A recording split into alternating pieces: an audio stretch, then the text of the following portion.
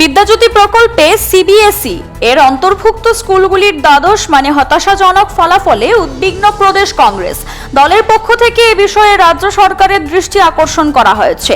বুধবার কংগ্রেস ভবনে এক সাংবাদিক সম্মেলনে বিদ্যাজ্যোতি প্রকল্পে সিবিএসই এর অন্তর্ভুক্ত স্কুলগুলির দ্বাদশ হতাশাজনক ফলাফলের চিত্র তুলে ধরা হয়। 125টি স্কুলের অধিকাংশই পাশের চাইতে ফেলের সংখ্যা বেশি। দলের পক্ষ থেকে অভিযোগ করা হয়, রাজ্যে শিক্ষা ব্যবস্থা তলানিতে গিয়ে ঠেকেছে। সরকার উপযুক্ত ব্যবস্থা না নিলে রাস্তায় নেমে আন্দোলন করা হবে বলে হুঁশিয়ারি দেয় প্রদেশ কংগ্রেস। তাদের দাবি, শিক্ষার মনোন্নয়ন করতে হবে, ব্যবসায়িক দৃষ্টিভঙ্গি দূর করতে হবে। শিক্ষার্থীদের ভবিষ্যৎ নিয়ে ছিনিমিনি খেলা বন্ধ করার দাবি জানায় কংগ্রেস।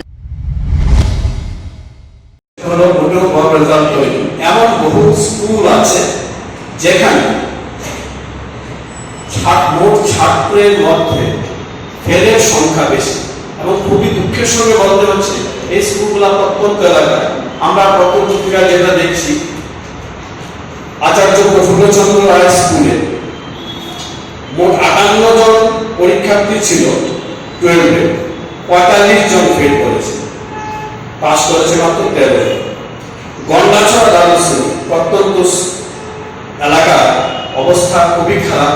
আমরা বারবারই বলছি, আবারও বলছি, আমাদের এই সার্বিক শিক্ষা উন্নয়নের আবেদনকে সরকার রাজনৈতিক দৃষ্টিভঙ্গি দিয়ে দেখছে। আমাদের আবেদনকেও হয়তো রাজনৈতিক আবেদন মনে করছে, আর তারই ফলশ্রুতিতে এডিসি এলাকাগুলিতে পড়াশোনার অবস্থা একেবারে তলানিতে ঠেকেছে।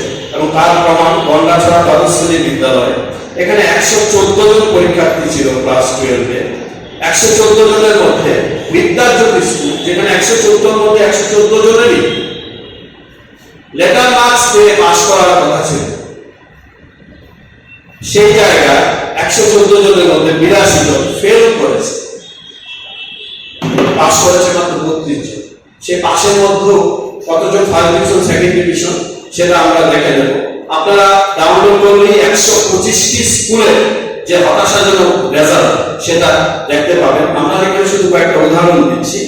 দেখুন, ভগিনী নিবেদিতা দ্বাদশ শ্রেণী, এই স্কুলে মোট পরীক্ষার্থী ছিল 123 জন, ফেল করেছে 65 জন। মানে পাশের যে ফেলের সংখ্যা বেশি, এরকম স্কুল অনেক। Siri TV, channel for news and entertainment.